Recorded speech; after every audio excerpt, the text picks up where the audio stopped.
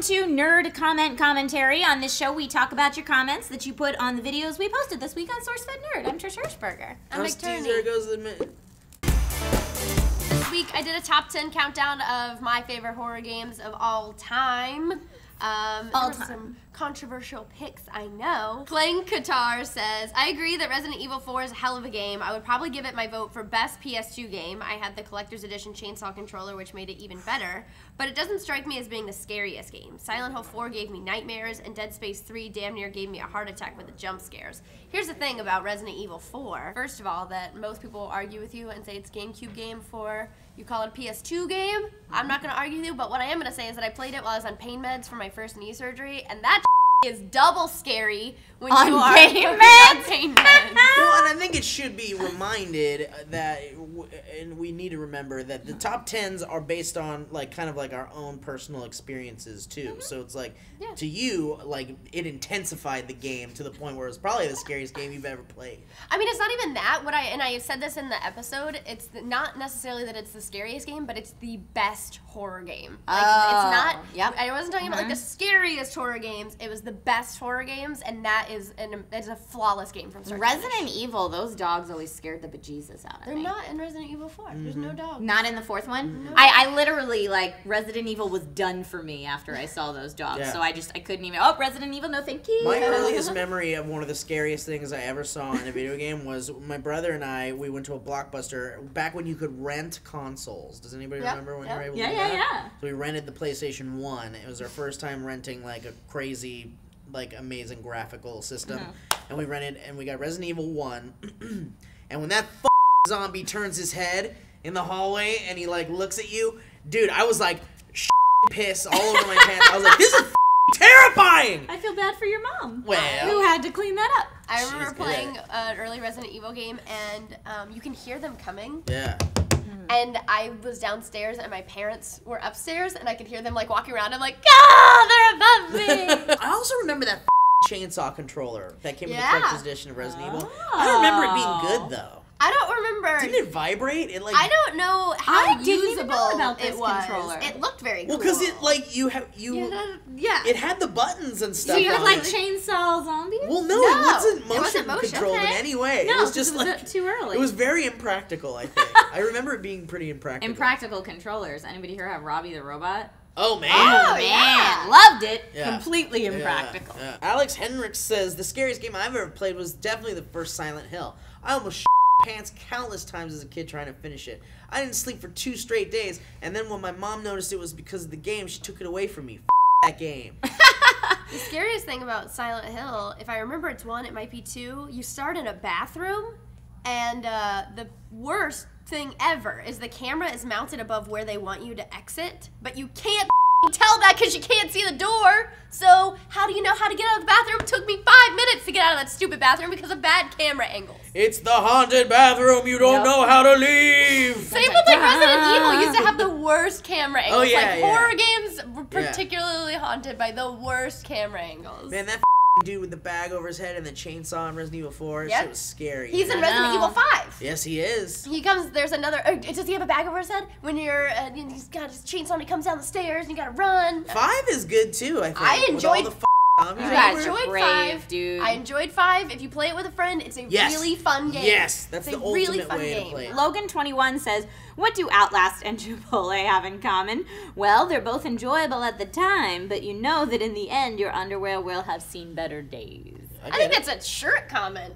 That's a shirt comment. Yeah, That's woohoo! a shirt. Logan21, you're going to get this sweet Table Talk shirt from FHP, and we'll all sign it, so make sure you check your YouTube user inbox so we can get your sizing information and good stuffs like that. This week's edition of Head to Head Foreplay, we all got to play Mario Kart, which is a super classic. Mario Kart 64. Mario Kart 64, yes. We're doing all N64 games this month. Lee Bryan says, Mario Kart brings out the worst in everyone. So competitive. How about the fun part of everyone? Because being competitive is fun. Yeah? We had fun. Except when you take it to that evil, evil place.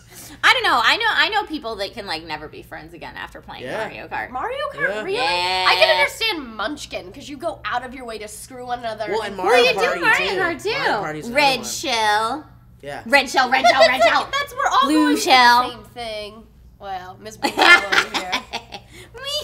Hour of 10 says, best head-to-head ever. Someone just needs to make a loop of all of Meg's outbursts from this video. Are they really that bad? I don't recall at all. I don't know Oh, either. yeah. The 4 of us were pretty intense this week. Like, everyone was very, like, intense game faces. Shouting, shouting, shouting, shouting, shouting. The reason that everyone was so intense, I think, is because the punishment this month is real bad. Cruel and unusual. Yeah, it's real bad. So, and nobody wants to lose, which is understandable. Right. And I think everyone's put in enough hours at that game that there's a sense of pride there to not suck.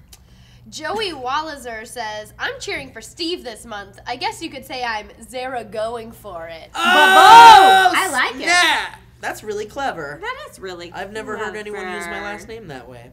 Oh. If there's like an at midnight trending topic that's like song titles with puns or something, you'd be like, I don't know. There's something, Zara going with the wind or something. Oh, yeah, yeah. There's something there. You can put your name in a lot of Okay. things, I think, is what I'm trying to say. Minotaur 235 says, based on this, I feel like Phil and Meg would be decent at GTA. Do you play GTA, Meg?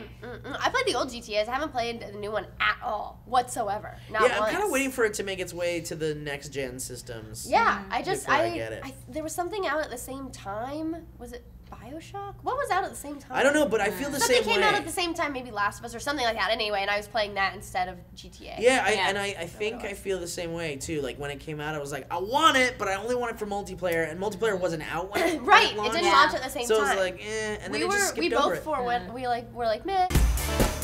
Speaking of video games, because that's what we were just talking about, we did another GTA noobs where Speaking of where GTA, Trish and I, we are bumbling kind of. we like turned criminals. against each other. Yeah. Instead of thugs on the Ultimate Thug team, we were against each other, yeah. yeah. And I feel like we learned a lot about each mortal other enemies. too, Trisha. I think so. Yeah. I think so. We I laughed though. We had a good We time. laughed, we cried, we hated each other, and I think we're closer now because of I it. think we are too. My own 134 says, "Never stop this series. I Aw. always end up with tears from laughing too hard. Steve and Trisha are the perfect pair to play this game. So good, so damn good." And that's the point. Like, we're not very good at We're the not game. good. That's And why I that's was like, what makes you it can't so get fun. it at home, Steve, because then you'll get I good know, at then I'll it. get good at it. Well, I feel like I'm kind of already getting good at it. There's another one coming up. The one coming up, I have to Yeah. say, I think we both made Yeah. definite progress. You can see that we're learning together. And we're learning how to be not bad at it. CTF by Seer92 says, Steve and Trisha have the accuracy of stormtroopers. That's good, because stormtroopers were not accurate at all, and they missed. But I everybody love them always.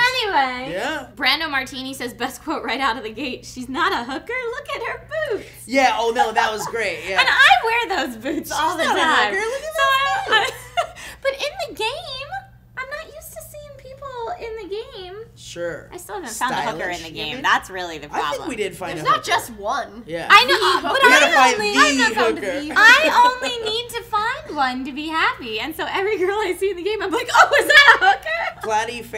Platy Fanatic says, "I love how easily Trisha changes her mood in the game. 1 minute she's screaming, 'Get out of the car!' And then the next minute she says, 'Oh, look at the beautiful sunset.'" It's true. You are pretty bipolar. You're gaming bipolar when you play. Well, Grand because Theft I'm Auto. trying to remain calm, and then something happens Yeah. that makes like all the adrenaline come out at once into this monster alien thing. I like Stealth Whiskey, awesome name, said Angry Trisha sounds like a girly Gilbert Godfrey. I'll totally take that. Yeah. I like yeah. that Quinn Boss says, haha, Trisha claims to only swear when it's truly necessary, but at 7:39 she says, I'm going to the hospital! Going to the hospital! Well, because I was running away from Steve and the cops. There's a part It in was the high video- stress. I don't know which part specifically in the video it is. I think someone might need to like time code it in the comments, but there's this part where Trisha's just firing wildly into the desert and there's no one around. Oh, it's because There's no reason why. It's because you were about to win the mission. I knew I wasn't anywhere close, and I had not fired my gun once that whole time, and I just that's your wanted to fire my pink gun before it was over. Okay, so you just wanted to do your So like I just went into the desert and fired the yeah, gun. I get it. It's like a little relief of frustration. It was relief of good. frustration. Did you get any stars for that? Really, like, wanted for firing your gun?